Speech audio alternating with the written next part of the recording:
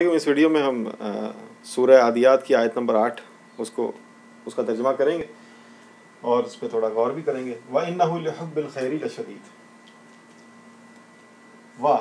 اور اِنَّ بے شک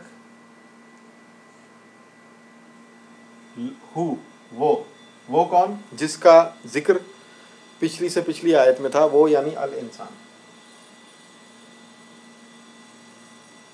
یہ اسی کی طرف اشارے ہو رہے ہیں. لیے واسطے، حب محبت، حب محبت، اور بے شک وہ واسطے محبت الخیر. اب یہاں پر یہ بات غور طلب ہے کہ جیسے الانسان ہے ویسے الخیر ہے.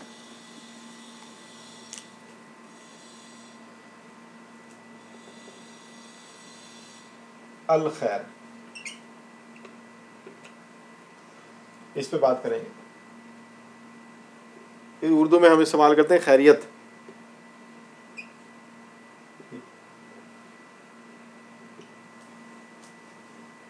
فائدہ یا خیر خیریت کہتے ہیں نا، خیر خیریت فائدہ.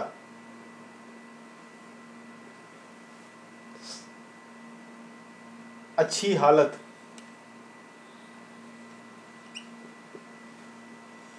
الخیر. لازمن شدید، شد کہتے ہیں وہ جو اوپر ہوتی ہے، جیسے یہ شد ہے، لام زبر لا، یہ زبر کو شد کہتے ہیں. اور شدید اسی کو مزید سخت کر کے، یعنی جب کسی چیز کو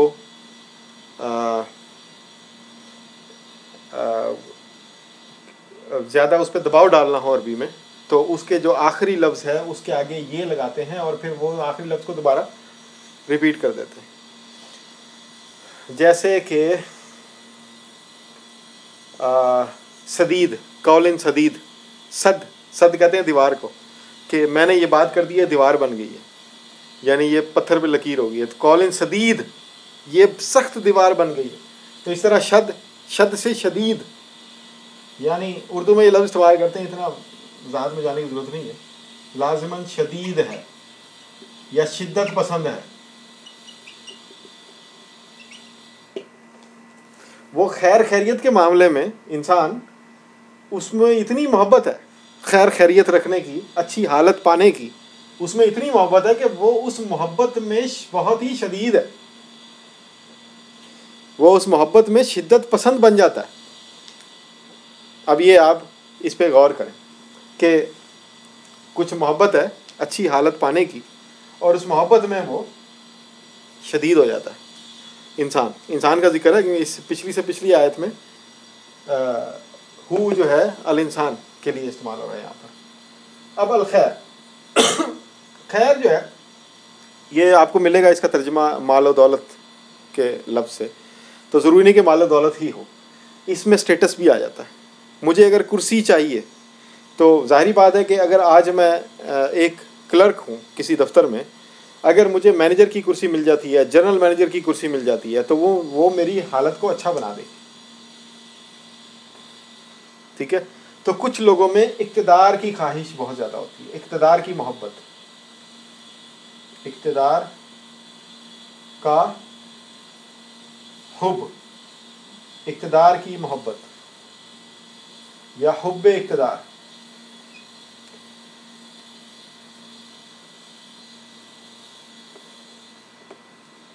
حب اقتدار. اچھا جی، کچھ لوگوں کو پیسے کا بڑا وہ ہوتا ہے کہ یار، اکثر کو ہوتا ہے کہ میرے پاس آج اگر 1,00,000 ہے تو یار اگر 4 ہوتا تو وہ زیادہ اچھا تھا. تو وہ ٹھیک ہے، وہ اچھی، اس کی حالت بہتر ہو جاتی. تو حب مال،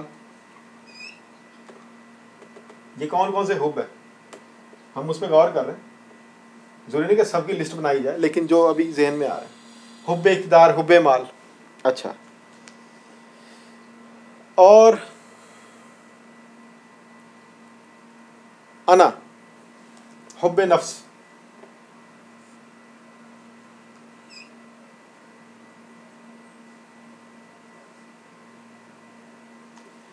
کہ نفس یعنی میں خود، میری ذات. تو اپنی خود پرستی، اس کو حب نفس کو خود پرستی بھی کہتے ہیں. خود پرستی کہ میں ہی تو ہوں جس کے لیے سب کچھ ہے، تو کیوں نہ میں ہی، یعنی میں کہہ رہا ہوں، میں جو میں ہے وہ حب نفس میں. یہ میں کا جو فساد ہے یہ سب کو پتہ، تو وہ حب نفس. تو اگر آپ کی چلتی ہے ہر جگہ پہ تو آپ کے اندر حب نفس خود بخود آ جاتا ہے. جب تک آپ کو کوئی کاٹنے والا نہیں ملتا، جب تک آپ کا راستہ روکنے والا آپ کو نہیں ٹکراتا، اس وقت تک آپ حب نفس میں مبتلا رہتے ہیں. یہ جو ہمیں لوگ مل جاتے ہیں جو ہمیں ناکو چنے چبوا دیتے ہیں، یہ بڑے اچھے لوگ ہیں، یہ ہمیں حب نفس سے بچاتے ہیں. اللہ تعالیٰ کے ہر کام میں بڑی حکمت ہوتی ہے، تو یہ بھی ایک حکمت ہے کہ اس نے ہر شیر پر سوا شیر بنا کے رکھا ہوا. تو وہ حب نفس کو توڑنے کے لیے اللہ تعالیٰ ہمیں ایسے لوگوں سے واسطہ پڑوا دیتا ہے. تو یہ حب الخیر. اور کیا ہو سکتی ہے یہ جو حب نفس ہے؟ یہ بیسیکلی یہ اصل جڑ ہے کہ میں اقتدار میں آنا چاہتا ہوں، میں مالدار ہونا چاہتا ہوں، میں یہ کرنا چاہتا ہوں، میں وہ کرنا چاہتا ہوں. تو یہ جو حب خیر ہے وہ اس میں، وہ جب اس کے حواس کے اوپر طاری ہو جاتا ہے تو وہ بندہ شدید ہو جاتا ہے، یا وہ بندہ شدت پسند ہو جاتا ہے، وہ اعتدال سے ہٹ جاتا ہے. بے اعتدال جیسے معتدل ہوتا ہے نا، وہ بے اعتدال ہو جاتا ہے.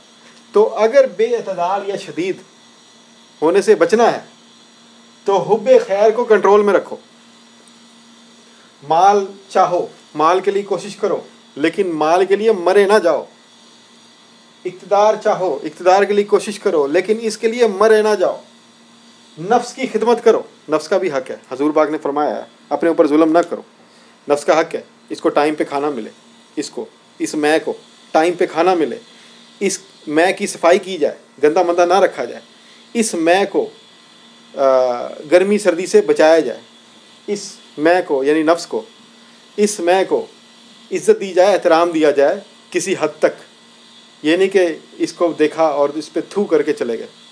تو یہ ایسا نہیں، یعنی اس کو رسپیکٹ ملے، اس کو کھانا ملے، اس کو سونا ملے، اس کو رشتے تعلقات ملیں، اس کو عزت ملے، اس کو اس کی جائز کوششوں کو راستہ دیا جائے. مثلا اگر وہ کوئی جائز کام کرنا چاہتا ہے، یہ نفس، تو اس کی مدد کی جائے.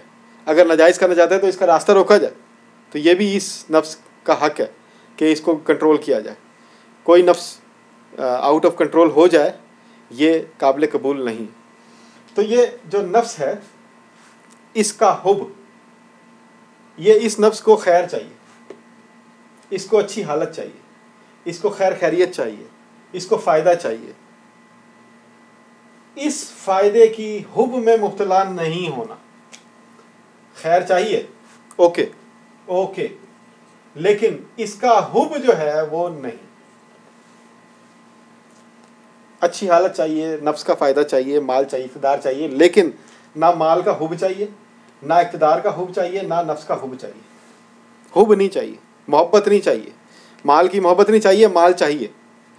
اولاد چاہیے، یہ حب اولاد بھی ایک ہے، یہ بہت بڑا حب ہے. اب یہ ایک بڑی بات ہے کہ اولاد سے کیسے محبت نہ کی جائے، جبکہ اولاد ہوتی اتنی پیاری ہے. جب وہ بچہ پیدا ہوتا ہے چھوٹا ہوتا ہے، ایسی شرارتیں کرتا ہے، بندہ ویسے ہی پاگل ہو جاتا ہے دیکھ کے. اچھے بھلے پتھر دل پگھل جاتے ہیں، اس کے ساتھ بچوں والی حرکتیں کر رہے ہوتے ہیں.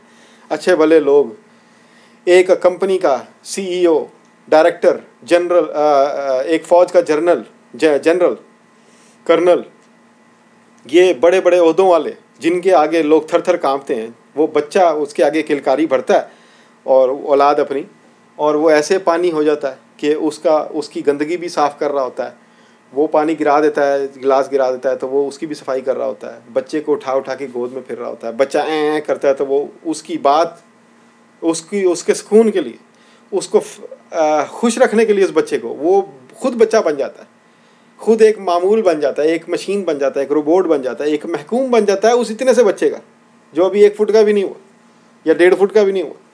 تو حب اولاد بہت بڑی چیز ہے. تو اس سے کیسے بچا جائے؟ حب الخیر، یہ حب مال، حب اقتدار، یہ سب چاہیے ہمیں، لیکن اس کے حب سے کیسے بچا جائے؟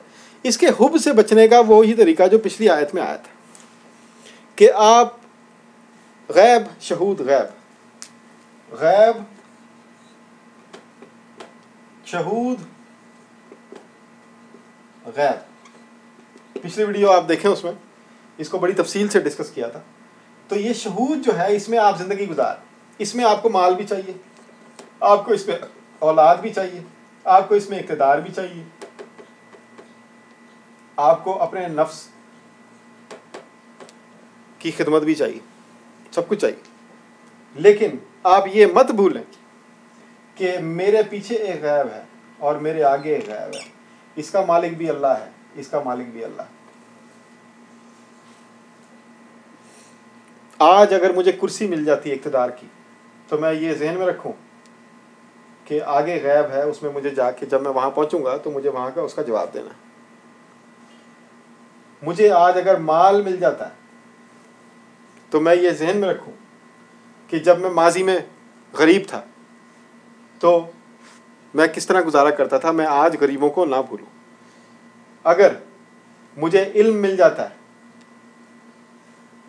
علم اگر مل جاتا ہے شہود میں، تو میں اس علم کو یہ ذہن میں رکھوں کہ جب میں جاہل تھا، میں ڈھونڈتا تھا تو مجھے لوگ بتاتے تھے، تو آج میں لوگوں کو بتاؤں. وہ غیب کو ذہن میں رکھ کے جب آپ چلیں گے، یؤمنون بالغیب، یہ بہت بڑی آیت ہے، شروع میں ہے الذین یؤمنون بالغیب، سر نمازیں بعد میں آ رہی ہیں، قرآن کا ایمان، رزق کا استعمال، وہ سب بعد میں آ رہا ہے. الذین یؤمنون بالغیب یہ پہلے آ رہا ہے. غیب بہت بڑی چیز ہے، اس غیب کو ذہن میں رکھیں کہ جو ابھی ہے وہ سب کچھ نہیں ہے، غیب ہے. اصل میں غیب سے ہم آ رہے ہیں، غیب میں ہم جا رہے ہیں. یعنی جو پیچھے ہے وہ بھی غیب ہے، جو ہمارے آگے ہے وہ بھی غیب ہے، ہم بیچ میں کھڑے ہوئے. ایک جیسے دریا وہاں سے آ رہا ہے، یہاں سے آ رہا ہے دریا، ادھر ہم کھڑے ہوئے ہیں اور ہمیں ٹچ کر کے وہ گزر جاتا ہے، آگے چلا جاتا ہے، یا یہاں سے آ رہا ہے تو وہاں جا رہا ہے. تو یہ ایک انڈرسٹینڈنگ ہے، یہ فائنل نہیں ہے. جو مجھے سمجھ آیا میں نے آپ کو بتایا، آپ بھی اس پہ غور کریں کہ شدت سے کیسے بچنا ہے. حب، اور حب ہونا بری بات نہیں ہے. مال کی محبت ایک حد تک صحیح ہے، کیونکہ جب آپ کسی چیز کو چاہیں گے ہی نہیں تو اس کے پیچھے کیسے جائیں گے. اب ایک بندے کو مال کی محبت ہی نہیں ہے، مثلا نفرت ہے، اس کے ہاتھ میں آپ اگر 1000 روپیہ رکھیں گے تو وہ اس کو استعمال کرنے کی بجائے اس کو پھینک دے گا، یا اس کو انڈرسٹینڈنگ ہی نہیں. اقتدار کے فائدے بھی ہیں. مثلا اللہ تعالیٰ اگر آپ کو ہیڈ آف ڈپارٹمنٹ بنا دیتا ہے کسی یونیورسٹی میں، تو آپ اس یونیورسٹی کے اندر طلباء کے حالات اچھے کر سکتے ہیں. آپ علم جیسے پہنچایا جا رہا ہے اس کو آپ امپروو کر سکتے ہیں، آپ نئے پروسیجرز لا سکتے ہیں.